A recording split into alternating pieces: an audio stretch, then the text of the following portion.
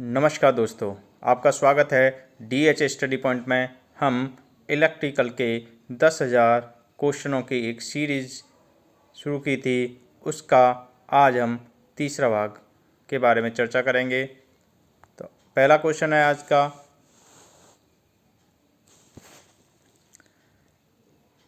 Transformer की rating व्यक्त की जाती है।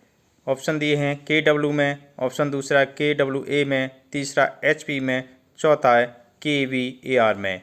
तो ट्रांसफार्मर की रेटिंग kVAR में होती है। अगला है, DC मशीन में आर्मेचर में उत्पन्न विद्युत वाहक बल होता है। ऑप्शन दिए AC प्रकार का, ऑप्शन दूसरा DC प्रकार का, तीसरा AC और DC दोनों प्रकार का, चौथा है इनमें से कोई नहीं। तो DC मशीन में आर्मेचर में विद्युत वाहक बल AC प्रकार का होता है। तो ऑप्शन एक सही है। कम्यूटेटर लगा होता है, कम्यूटेटर लगा होता है। ऑप्शन दिए शाफ्ट पर, फील्ड वाइंडिंग पर, आर्मेचर वाइंडिंग पर, इनमें से कोई नहीं। तो कम्यूटेटर कहाँ लगा होता है? शाफ्ट पर। ऑप्शन एक सही है। अगला क्वेश्चन है, कम्यूटेटर का कार्य है AC को DC में बदलना, DC को AC में बदलना, उपरोक्त दोनों या इनमें से कोई नहीं। तो कम्यूटेटर का कार्य AC को DC में बदलना तथा DC को AC में बदलना। तो इसका ऑप्शन होगा तीसरा, उपरोक्त दोनों। अगला क्वेश्चन है, छोटी मशीन में ब्रश बने होते हैं कार्बन के, तांबे के, पीतल के या एल्युमिनियम के। तो छोटी मशीन में जो ब्रश बने होते हैं वो कार्बन के बने होते हैं। ऑप्शन फर्स्ट सही है। अगला है, बड़ी DC मशीनों में ब्रश बने होते हैं कार्बन के, तांबे तथा कार्बन के, तीसरा एल्युमिनियम का, चौथा कॉपर का। तो बड़ी मशीन में ब्रश जो बने होते हैं वो तांबा तथा कार्बन के बने होते हैं। दूसरा सही है। अगला क्वेश्चन है, DC मशीन में ब्रश को कार्बन का बनाने का कारण क्या है? मतलब DC मशीन में जो ब्रश होता है उसमें कार्बन का होता है, वो क्यों होता है? ऑक्सीजन पहला है, कार्बन और ऑक्सीकृत नहीं होता, ये और नहीं होना चाहिए था। पहला ऑप्शन है कार्बन ऑक्सीकृत नहीं होता। दूसरा है तापमान बढ़ने से इसकी चालकता बढ़ती है। तीसरा है कार्बन खुद घिस जाता है लेकिन कम्यूटेटर को नुकसान नहीं पहुंचाता। उपयुक्त तीनों। तो DC मशीन में ब्रश को कार्बन का बनाने का कारण है कि पहला तो ये भी सही है, पहला कार्बन ऑक्सीकृत नहीं होता। दूसरा भी सही है कि तापमान बढ़ने से इसकी चालकता नहीं बढ़ती। तीसरा भी सही है, कार्बन खुद घिस जाता है लेकिन कम्यूटेटर को नुकसान नहीं पहुंचाता। उपयुक्त तीनों। चौथा इसका ऑप्शन सही होगा। DC मशीन में ब्रश का कार्य है। ऑप्शन एक है बाह्य परिपथ को सप्लाई प्रदान करना। दूसरा है आर्मेचर वाइंडिंग को सप्लाई प्रदान करना। तीसरा है फील्ड वाइंडिंग को सप्लाई देना। चौथा इनमें से कोई नहीं। तो DC मशीन में ब्रश का कार्य है बाह्य परिपथ को सप्लाई प्रदान करना। ऑप्शन एक सही है।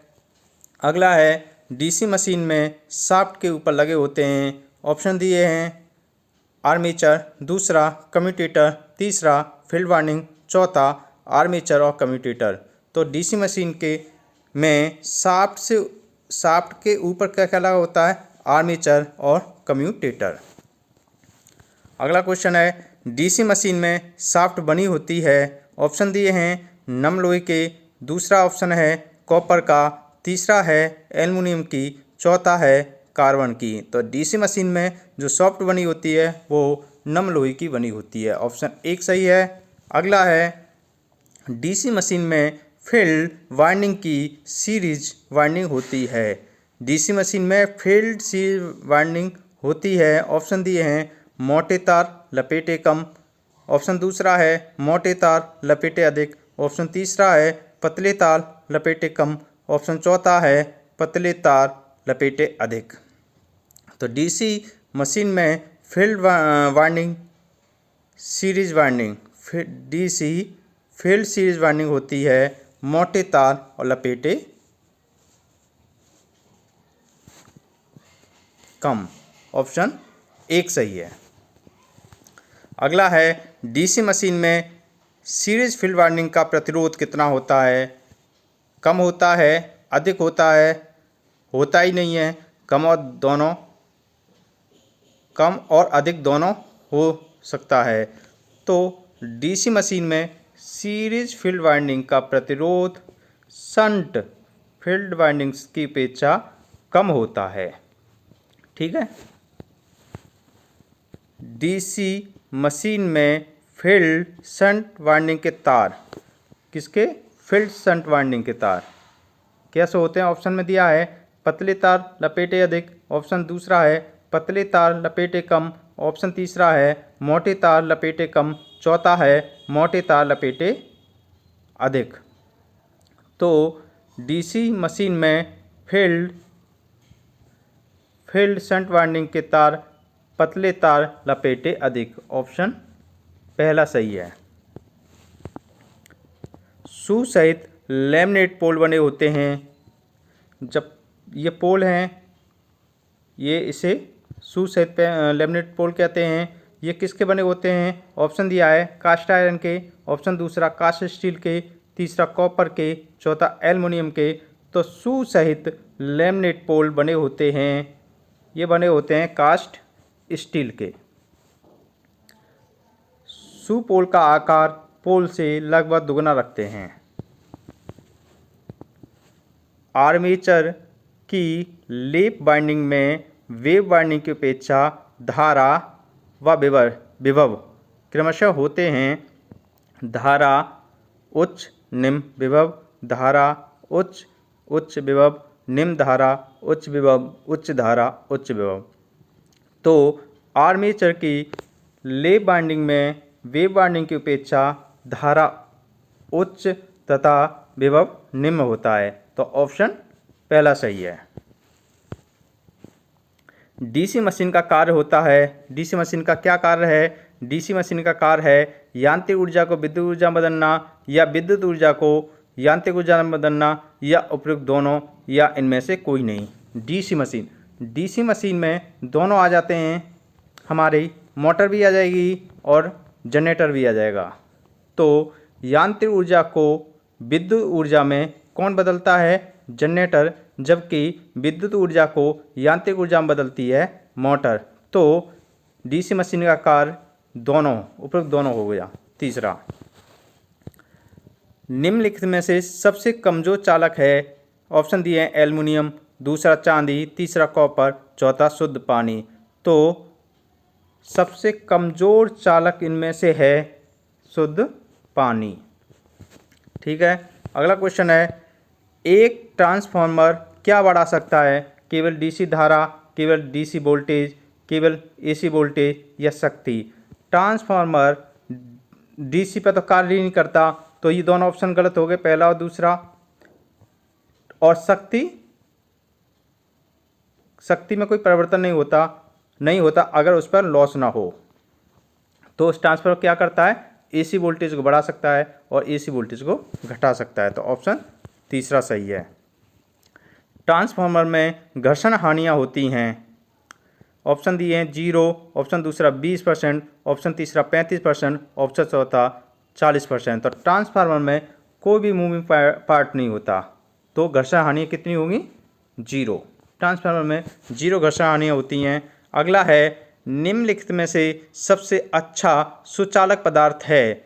ऑप्शन दिए हैं इस्पात, दूसरा चांदी, तीसरा सोना, चौथा कॉपर। तो सबसे अच्छा चालक क्या है? चांदी। इनमें से चांदी सबसे अच्छा चांदी चालक है। डीसी जनित कार्य करता है। जनित मतलब जनरेटर क्या करता है? ऑप्शन दिए यांत्रिक ऊर्जा को विद्युत ऊर्जा में, विद्युत ऊर्जा को यांत्रिक ऊर्जा में, उपयुक्त दोनों, इनमें से कोई नहीं। डीसी जनरेटर क्या कार्य करता है? यांत्रिक ऊर्जा को विद्युत ऊर्जा में बदलता है। ऑप्शन पहला सही है। डीसी जनरेटर किस सिद्धांत पर कार्य करता है? तो डीसी जनरेटर ऑप्शन दिए हैं फैराडे के विद्युत चुम्बकीय प्रेरण के सिद्धांत पर, दूसरा लेंज के नियम पर, तीसरा न्यूटन के नियम पर, चौथा इनमें से कोई नहीं। तो डीसी जनरेटर फैराडे के विद्युत चुम्बकीय प्रेरण के सिद्धांत पर कार्य करता है, पहला सही है। फैराडे का विद्युत चुम्बकीय सिद्धांत क्या है? अगर किसी चालक को किसी चुम्बकीय क्षेत्र में, ये चुम्बकीय क्षेत्र है कोई, और अगर इसमें हम चालक रख दें और उससे गति कराएं, चालक की गति कराएं, तो चालक पर एक ईएमएफ विद्युत वाहक बल उत्पन्न हो जाता है। यही फैराडे का विद्युत चुम्बकीय सिद्धांत है। अगला, फ्लेमिंग के दाएं हाथ का नियम डीसी जनरेटर में प्रयोग किया जाता है। ऑप्शन दिए हैं फ्लक्स ज्ञात करने के लिए, पहला ऑप्शन, दूसरा है विद्युत वाहक बल ज्ञात करने के लिए, तीसरा है पोलों की संख्या ज्ञात करने के लिए, चौथा है इनमें से कोई नहीं। तो दाएं हाथ का नियम डीसी जनरेटर में फ्लक्स ज्ञात करने के लिए होता है।